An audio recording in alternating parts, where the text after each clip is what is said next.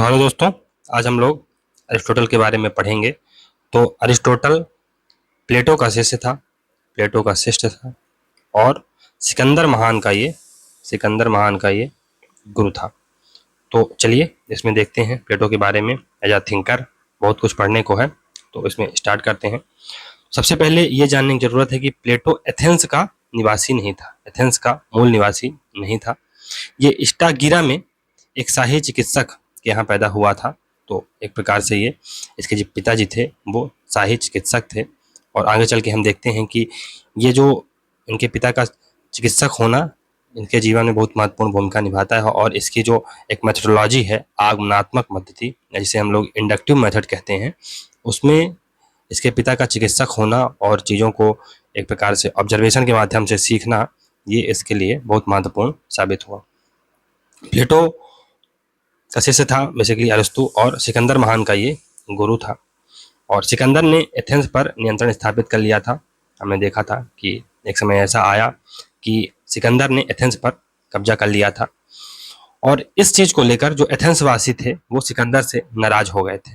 और जैसे ही सिकंदर की मृत्यु होती है तो उसके गुरु के खिलाफ भी जो खिलाफत है वो स्टार्ट हो गई थी।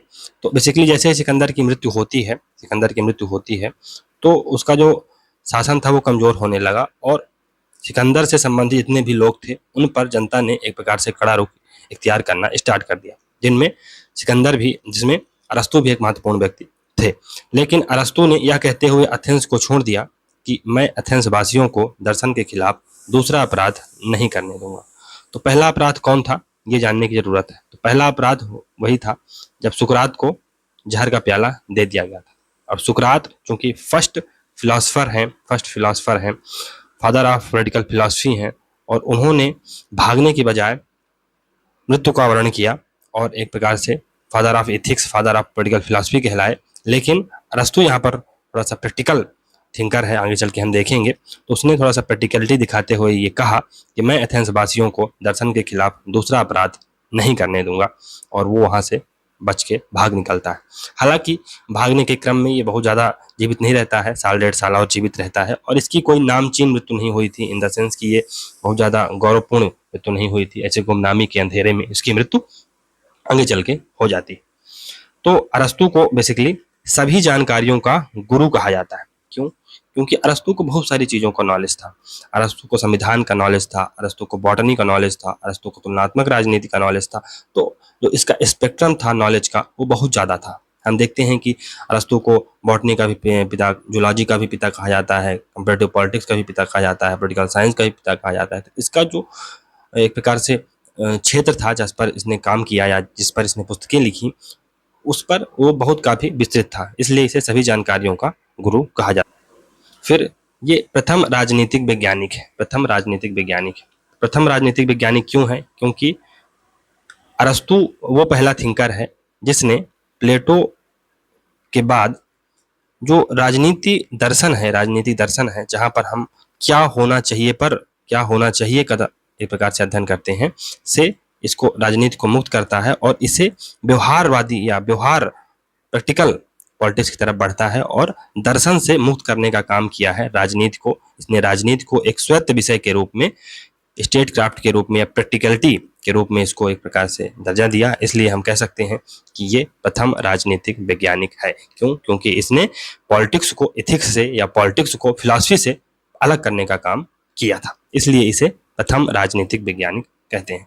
फिर तुलनात्मक राजनीति का पिता भी इसे कहा जाता है। तो हमने देखा है कि जो अरस्तु है उसने 158 प्रकार के संविधानों की एक प्रकार से तुलना की है, और उसने एथेंस के संविधान को सबसे बेस्ट माना है। तो उसने 158 प्रकार के संविधानों का अध्ययन किया, इसलिए हम कह सकते हैं कि ये तुलनात्मक राजनीति का भी पिता है। संविधानवाद का भी पिता है। क्यों? क्योंकि इसने पॉलिटी का कॉन्सेप्ट दिया जो कि मध्यम वर्ग का शासन होगा, और जो आगे चल के जो अरस्तु है वो कहता है कि फिलोसफर किंग के स्थान पर सामूहिक बुद्धि पर हमें ज़्यादा फोकस करना चाहिए। तो इसलिए हम कह सकते हैं कि यहीं से हमें संविधानवाद के या एक प्रकार से लिमिटेड गवर्नमेंट के या सामूहिक बुद्धि के शासन की बातें हमें देखने को मिलती हैं।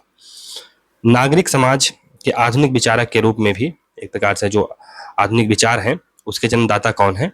अरस्तु ही हैं। तो सिविल सोसाइटी कॉन्सेप्ट ये देता है।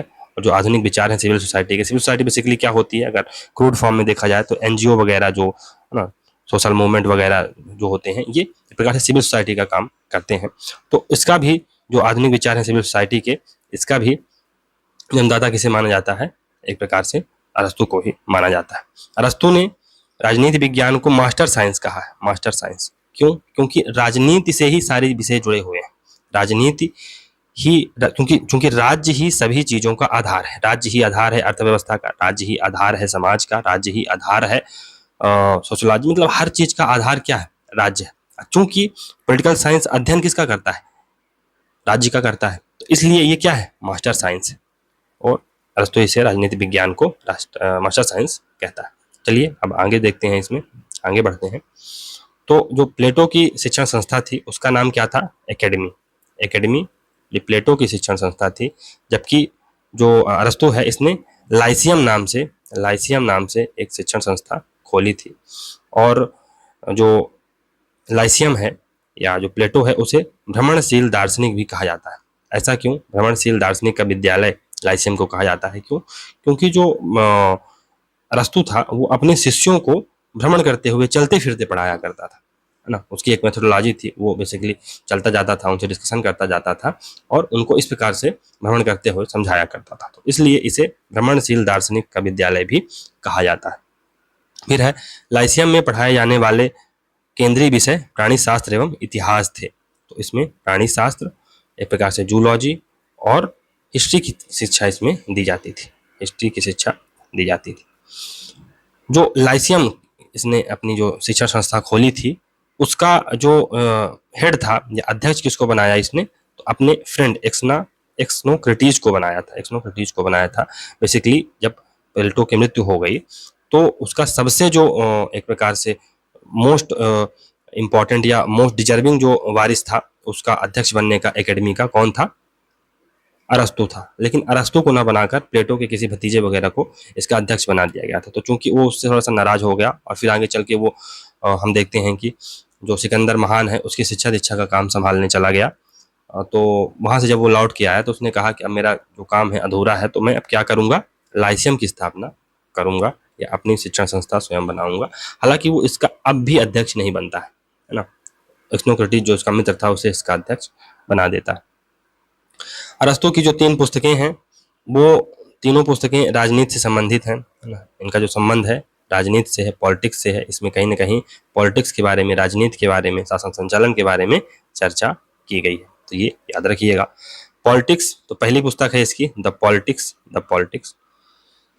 इसका मुख्य विषय क्या है, नगर राज्य या पुलिस। तो बेसिकली ग्रीक सिटी स्टेट हुआ करते थे पहले, ग्रीक सिटी स्टेट, तो जो नगर राज्य है उसे ही पोलिस कहा जाता था।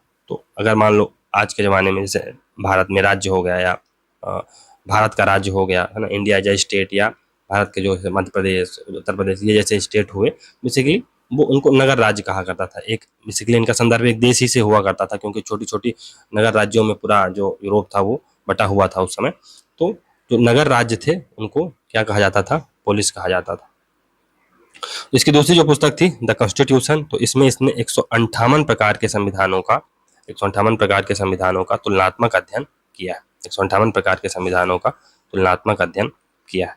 और इसका जो प्रमुख संविधान था जिसकी उसने अध्ययन किया वो एथेंस का संविधान इसमें प्रमुख था। तो इसमें जो मुख्य संविधान है एथेंस का है और इसने टोटल 158 प्रकार के संविधानों का अध्ययन किया है। निकोमेकियन इथिक्स, ये नीति शास्त्र पर लिखी गई, निकोमेकियन इथिक्स नीति शास्त्र पर लिखी गई एक महत्वपूर्ण रचना है और इसमें मानव आत्मा का अध्ययन किया गया। तो बेसिकली निकोमैक करके इसका एक पुत्र था, निकोमैक इसका पुत्र था और उसी के नाम पर इसने एक निकोमेकियन इथिक्स करके पुस्तक लिखी नीति शास्त्र पर, और इसमें मानव आत्मा का अध्ययन किया गया है। तो ये याद रखिए।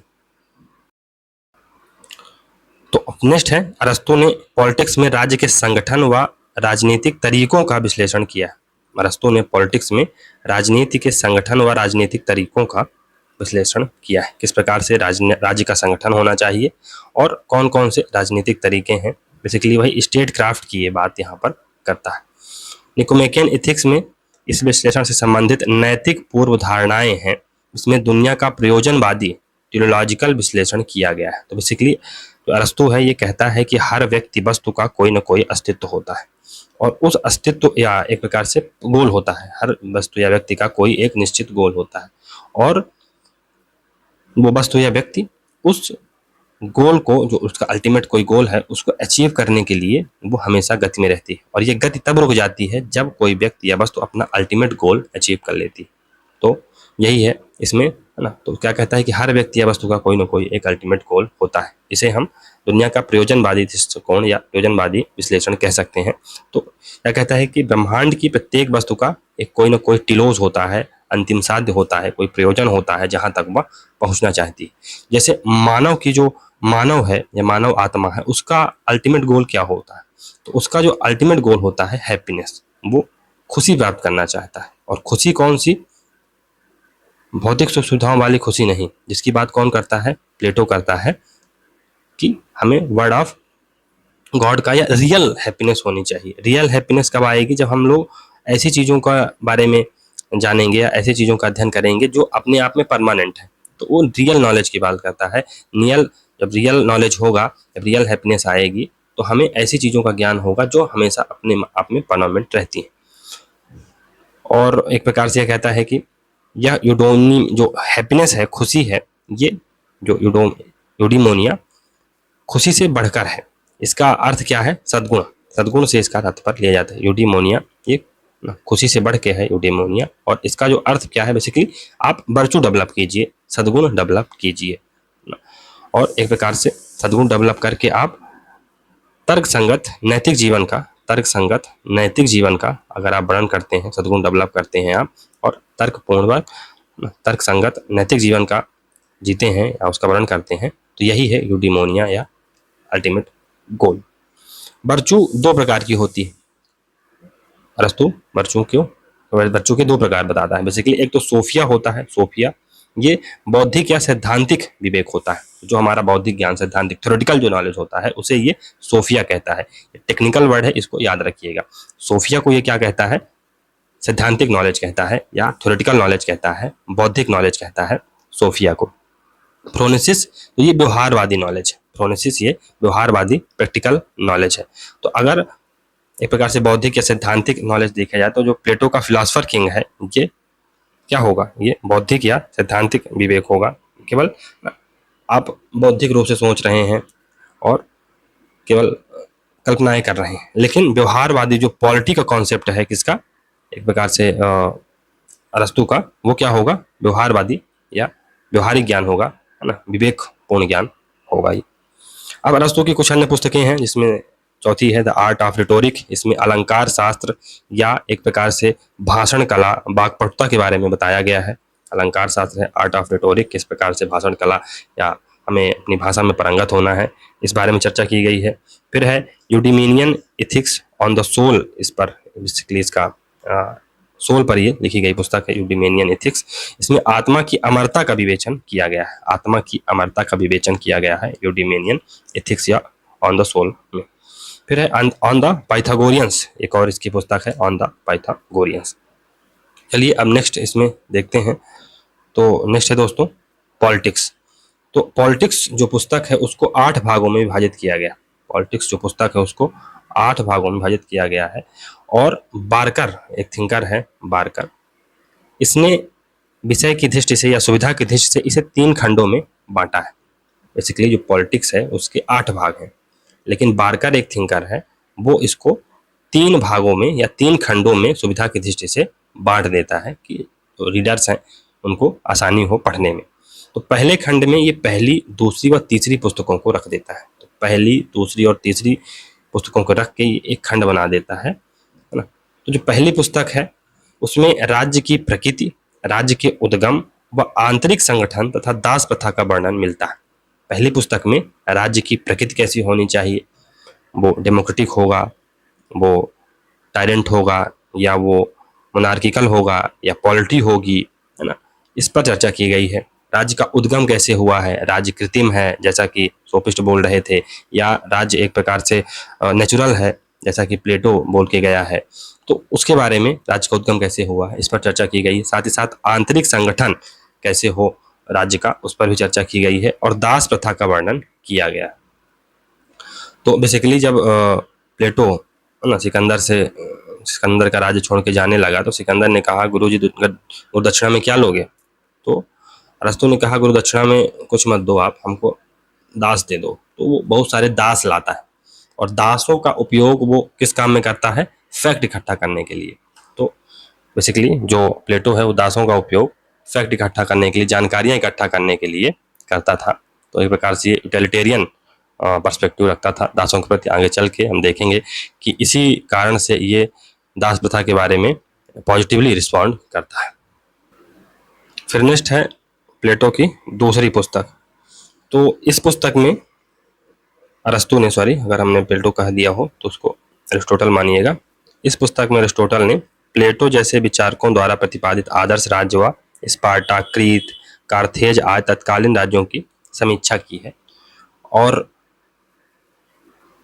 एक प्रकार से जो अरस्तु था ये व्यवहारवादी थिंकर था या प्रैग्मेटिक थिंकर था, और उसने जो आदर्श राज्य, आइडियल स्टेट है, उसकी एक प्रकार से भर्त्सना की है और कहा है कि ये बादलों का नगर है जिसको धरती पर उतारना, या जो एक ऐसा यूटोपिया है जिसे धरती पर उतारना कहीं न कहीं मुश्किल है।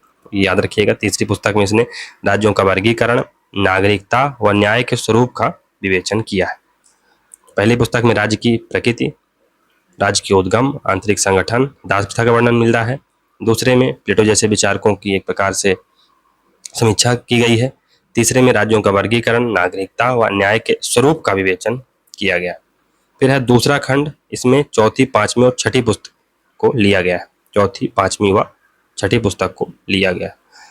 तो जो चौथी पुस्तक है इसमें विभिन्न वास्तविक शासन प्रणालियों का वर्णन किया गया है। वही जो उसने 158 प्रकार के संविधानों का अध्ययन किया, तो कहीं ना कहीं उसका वर्णन भी किया होगा, तो यहीं पर इसका चौथी पुस्तक में ही मिलता है। फिर है पांचवी पुस्तक, तो इसमें क्रांति के कारणों का उल्लेख किया गया है कि रिवोल्यूशन क्यों होते हैं, रिवोल्यूशन क्यों होते हैं। बेसिकली जो अरस्तु है कहता है कि कोई भी रीजन हो, चाहे वो छोटा हो या बड़ा, छोटा हो या बड़ा, कैन कॉज रिवोल्यूशन। तो चाहे कारण छोटा से छोटा हो या बड़ा से बड़ा हो, वो रिवोल्यूशन को एक प्रकार से इंस्टिगेट कर सकता है, प्रोत्साहित कर सकता है। इसलिए जो राज्य है या राजा है उसे स्टेटस को मेंटेन करने का प्रयास करना चाहिए, और इनइक्वालिटी को कम से कम करने का प्रयास करना चाहिए, है ना। क्योंकि अगर इनइक्वालिटी रहेगी समाज में, दो बहुत ही डिफरेंट वर्ग रहेंगे, तो कहीं ना कहीं आंदोलन होने की या क्रांति होने की संभावना बनी रहेगी। इसलिए वो मिडिल क्लास के शासन पर जोर देता है कि मिडिल क्लास अगर शासन रहेगा तो लोग ना तो ज़्यादा अमीर होंगे, ना तो ज़्यादा गरीब होंगे, और एक प्रकार से साम्यता, स्टेटस क्वोस मेंटेन रहेगा। छठी पुस्तक में लोकतंत्र व अल्पतंत्रों को स्थिर बनाए रखने के उपाय बताए गए हैं। तो वही है कि रिवोल्यूशन को कैसे कंटेन किया जाए, कैसे उसको मैनेज किया जाए, उस पर चर्चा छठी पुस्तक में की गई। तीसरे खंड में सातवीं व आठवीं पुस्तकें आती हैं, दो पुस्तकें इसमें आती हैं, सातवीं व आठवीं। इसमें आदर्श राज्य और उसके सिद्धांतों का वर्णन किया गया है। तो प्लेटो का आदर्श राज्य क्या था? State which is ruled by philosopher king, एक ऐसा राज्य जो फिलोसफर किंग द्वारा रूल होगा। लेकिन जो अरस्तु है उसका आदर्श राज्य क्या है? पॉलिटी है। और पॉलिटी क्या होगा? ये मध्यम वर्ग का शासन होगा, मिडिल क्लास का रूल होगा। चलिए आगे बढ़ते हैं।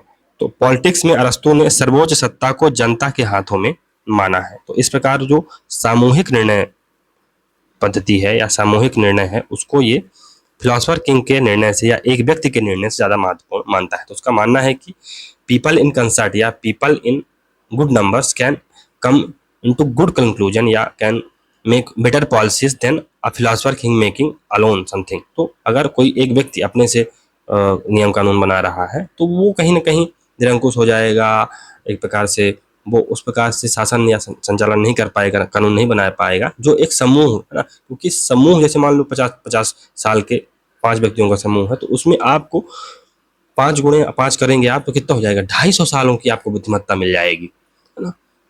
अलग अलग क्षेत्र का अनुभव मिल जाएगा। तो इससे जो सामूहिकता होती है उससे बेटर डिसीजन बनाए जाते हैं। तो भारत में भी आज जो निर्णय लिए जाते हैं तो काउंसिल ऑफ मिनिस्टर है, फिर कैबिनेट है। तो कैबिनेट में भी कम से कम कुछ महत्वपूर्ण मंत्री तो रहते ही हैं, 5 से 10। तो सामूहिकता पर ज़्यादा फोकस किया गया है। और जो ये कैबिनेट सिस्टम है, आज हम उससे साम्यता देख सकते हैं कि एक व्यक्ति अगर फॉर एग्जाम्पल अगर प्रधानमंत्री ही निर्णय ले तो इमरजेंसी आ सकती है, लेकिन अगर बहुत सारे व्यक्ति लें तो अलग अलग उनका सलूशन होगा और एक बेटर कंक्लूजन पर वो पहुंच सकते हैं। तो पॉलिटी में सार्वजनिक नीति निर्माण लोकतांत्रिक अर्थात सामूहिक निर्णय बुद्धि सिद्धांत पर आधारित होगी।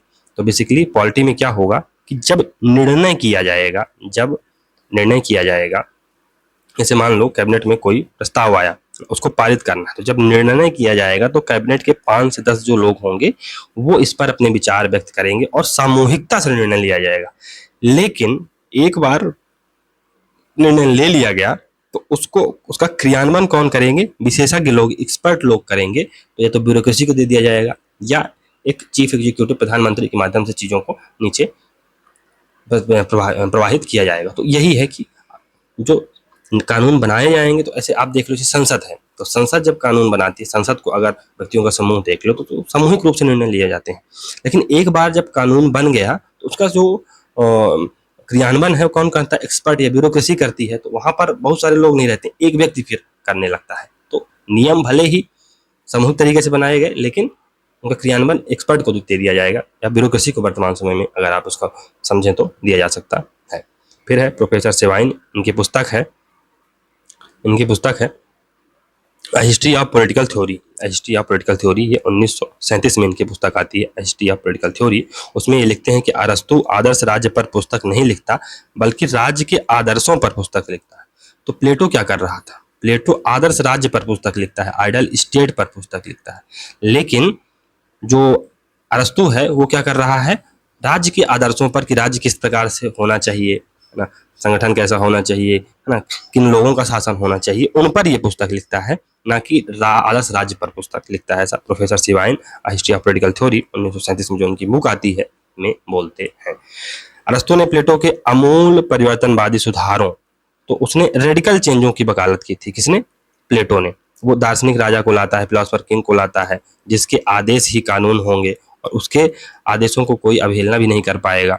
फिर है संपत्ति व परिवार का जो साम्यवाद है, ये भी कहीं ना कहीं रेडिकल विचार है। लोगों को आप संपत्ति और परिवार छोड़ने की बातें कर रहे हो तो ये रेडिकल विचार है ना, वर्तमान में भी संभव नहीं है, उस समय भी संभव नहीं था। तो ये अमूल परिवर्तनवादी सुधार जिसकी चर्चा करता है, जिसमें हम देख सकते हैं दार्शनिक राजा या फिलोसोफर किंग का कॉन्सेप्ट संपत्ति व परिवार का साम्यवाद, जिसमें शामिल कर सकते हैं कि विपरीत जो अरस्तु है ये उदार यथास्थितिवादी या उदार यथास्थितिवाद का समर्थन करता है।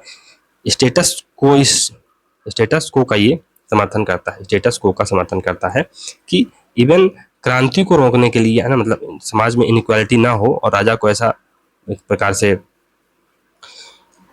सिस्टम बनाना चाहिए कि क्रांति ना हो। तो ये स्टेटस को थिंकर है कि जो जैसा है थोड़ा चीजें बनी रहे, थोड़ा बहुत सुधार हो, लेकिन जो चीजें हैं मोर और लेस यथावत रहें। इससे राज्य में स्थिरता आएगी और समृद्धि बढ़ेगी। तो अरस्तु ने स्वर्णिम मध्यमान का कॉन्सेप्ट दिया है। स्वर्णिम मध्यमान वही कि टू एक्सट्रीम्स, है ना, एक तो है कि जैसे मान लो आपको खली से लड़ना है, तो एक तो है कि आप जाके लड़ पड़े, ये क्या है? आपका दुस्साहस। दूसरा है कि एक प्रकार से आप लड़ना ही छोड़ दें, तो नहीं, दोनों चीजों को साथ में रखिए, है ना। ऐसा है कि आप, है ना, मान लो कि ना एक प्रकार से कोई काम है, आपको आप दुस्साहस कर रहे हैं, दुस्साहस इन द सेंस कि आप बिना सोचे समझे जाके, है ना, 4 गुंडे हैं, किसी को किसी स्त्री को छेड़ रहे हैं और आप जाके उनसे लड़ पड़े। उनके आप देख भी रहे हैं हथियार है उनके पास, लाठी डंडे चाकू सब कुछ है, और आप जाके उससे उनसे लड़ पड़े, तो घायल कर देंगे, आपको मार देंगे और आपकी यह लीला समाप्त हो जाएगी। लेकिन बुद्धिमत्ता क्या हो और कायरता क्या होगी? आप वहां से भाग ही जाएं, तो ये कायरता है। इन दोनों के बीच में आपको मध्यमान चुनना है, यानी कि आप पुलिस को बाकायदा फोन लगाइए और तब तक थोड़ा सा इंटरवीन करिए, लोगों को इकट्ठा करिए और फिर उससे जाके लड़िए या बात करिए। तो ये है बुद्धिमत्ता। तो हमें 2 स्ट्रीम्स के बीच ना एक कॉमन पॉइंट निकालना है जहां पर चीजें आसानी से की जा सकें। फिर इसके साथ ही साथ वो मिश्रित संविधान की वकालत करता है ना। तो जहां पर पॉलिटी होगा, इसमें 2 गुण होंगे, इसमें ओलिगैर्की के गुण होंगे, यानी इसमें अमीर तंत्र एक प्रकार से रहेगा, अमीर कुछ लोग अमीर रहेंगे, और यहाँ पर गरीबों का भी, है ना, एक प्रकार से शासन रहेगा। तो जो मिडिल क्लास है वो तो ना तो बहुत ज़्यादा अमीर होते हैं ना बहुत ज़्यादा गरीब होते हैं। तो ये मिश्रित संविधान होगा। और मिश्रित संविधान का एक और अर्थ ये भी हो सकता है कि जो सामूहिक निर्णय लिए जाएंगे वो तो एक प्रकार से जो निर्णय लिए जाएंगे सार्वजनिक नीति निर्माण में, उसमें तो चीजें एक प्रकार से सामूहिक निर्णय पद्धति से ली जाएंगी, लेकिन अगर उनका क्रियान्वयन करना है तो उसके लिए विशेषज्ञों की जरूरत होगी या विशेषज्ञों के द्वारा क्रियान्वयन किया जाएगा। तो ये है मिश्रित संविधान का कॉन्सेप्ट। और मध्यम वर्ग का शासन, वही मिडिल क्लास, क्यों? क्योंकि उनके पास जो मध्यम वर्ग होता है उसके पास ना तो इतना ज्यादा पैसा होता है कि वो अमीरों की तरह अहंकारी हो जाए, और ना तो इतना गरीबी होती है कि वो गरीबों की तरह इग्नोरेंट अज्ञान हो जाए। तो उनके पास दोनों चीजें एक है ना इक्विलिब्रियम में होती हैं, एक पर्याप्त मात्रा में होती हैं। तो वो तो ना ज़्यादा अहंकारी बनते हैं और ना ही ज़्यादा वो एक प्रकार से इग्नोरेंट अज्ञान बनते हैं। तो ये जो शासन होता है अच्छा रहता है, मिडिल क्लास का शासन हमेशा अच्छा रहता है। क्यों? क्योंकि मिडिल क्लास कंजर्वेटिव होता है, ये चीज़ों को बदलना नहीं चाहता है। क्यों? क्योंकि बहुत ये अमेरिका भी स्वाद चख रहा है और गरीबी का भी, तो दोनों मतलब मिलते जुलते हैं। तो ये थोड़ा सा जो मध्यम वर्ग का शासन है वो ज़्यादा स्टेबल होता है, ज़्यादा एक प्रकार से मोर है ना लचीला होता है ना, क्रांति होने की संभावनाएं कम होती हैं। भोलानाथ शर्मा ने अरस्तू की पॉलिटिक्स का ग्रीक से हिंदी अनुवाद किया। तो ये एक फैक्ट है, इसको याद रखिएगा कि भोलानाथ शर्मा है ने अरस्तू की पॉलिटिक्स का ग्रीक से हिंदी में अनुवाद किया। तो चलिए दोस्तों यहाँ से हम लोग ये जो अरिस्टोटल है इसका पहला चैप्टर समाप्त करते हैं, या पहला पार्ट है ये वीडियो का। तो जैसा कि आपको बता दें कि ये जो वीडियो कोर्स है ये पेड होने वाला है, 499 रुपये इसमें फीस रखी गई है। तो अगर आप इस कोर्स से जुड़ना चाह रहे हैं, इसमें आपको PDF वगैरह ये सब मिलेगी, स्लाइड्स वगैरह, तो आप अगर इसमें जुड़ना चाहते हैं पोलिटिकल साइंस के लिए UGC नेट 2024 के लिए, तो आप 499 रुपये का पेमेंट करके मेरे व्हाट्सअप नंबर 8461973948 में जुड़ सकते हैं।